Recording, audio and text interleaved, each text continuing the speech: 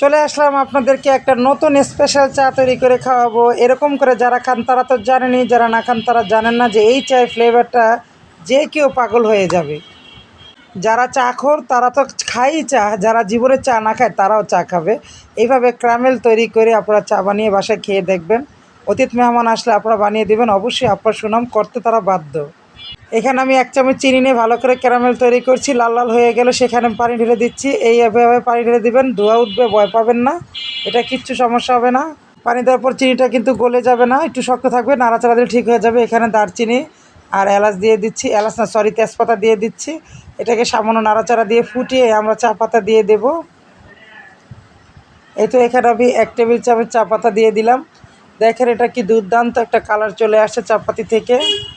তো এটাকে আমরা 10 মিনিটের মতো ফুটিয়ে নেব। ভালো করে না ফুটালে দুধ চা কিন্তু ভালো লাগে না, তাই একটু ফুটিয়ে ফুটাতে হবে ঠিক ভালো করে। যার বাসায় গরুর দুধ আছে তারা দিতে পারেন, পাউডার দুধ দিতে পারেন। এখানে আমি আমার বাসায় কনডেন্স মিল্ক ছিল, সেই কনডেন্স মিল্ক দিয়ে দেবো। এখানে আমি 1.5 টেবিল চামচ চিনি দিয়ে দিলাম। আবারও আমরা ভালো করে নাড়াচাড়া করে দিব এটাকে, তারপর আমরা এটাতে দুধ দিয়ে দেব। এই তো কনডেন্স মিল্ক দুধটা আমি দিয়ে দিচ্ছি আস্তে আস্তে। এখানে 3 টেবিল চামচ দুধ দিয়ে দিলাম। তো এটা যদিও বড় টেবিল চামচ না, কিন্তু ছোটোটা, এটা কিন্তু বড়টা না। প্রথম কিন্তু বড় টেবিল চামচটা দিয়েছিলাম, তো এটাতে দিয়ে দিলাম। এই তো আমাদের দুধের কালারটা দেখেন কী হয়েছে, এটা খেতে খুব দুর্দান্ত হয়েছে।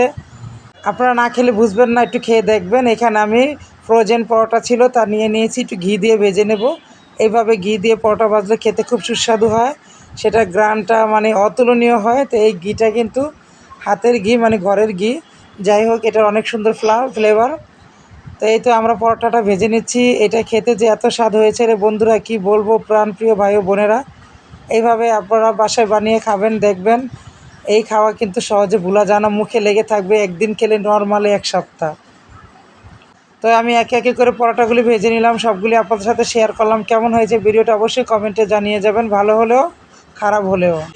আমি কিন্তু পুরোটা ভিডিও আপনাদের সাথে শেয়ার করতেছি। যাই হোক, আমার পরোটাগুলি ভাজা হয়ে যাচ্ছে, কিন্তু যে ফ্লেভার বের হচ্ছে বন্ধুরা, কি আর বলবো বলবো গ্রানে আমি কথা বলতে পারছি না, আউলে যাচ্ছে আমার কথাগুলো। তো যাই হোক, এইভাবে আমি সকালের নাস্তাটা আজকে করে নিলাম। আপনারা কে কী নাস্তা করলেন অবশ্যই কমেন্টে জানাবেন যদি সম্ভব হয়। তো এই তো পরিবেশনের পালা, এখন আমরা পরিবেশন করব।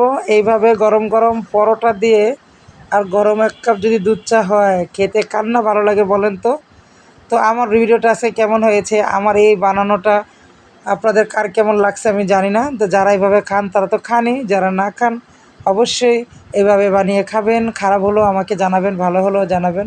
আমার তো খুব ভালো লেগেছে, আপনাদের কেমন লেগেছে অবশ্যই কমেন্টে জানিয়ে যাবেন। Please please please like comment share করে পাশে থাকবেন। টাটা বন্ধু।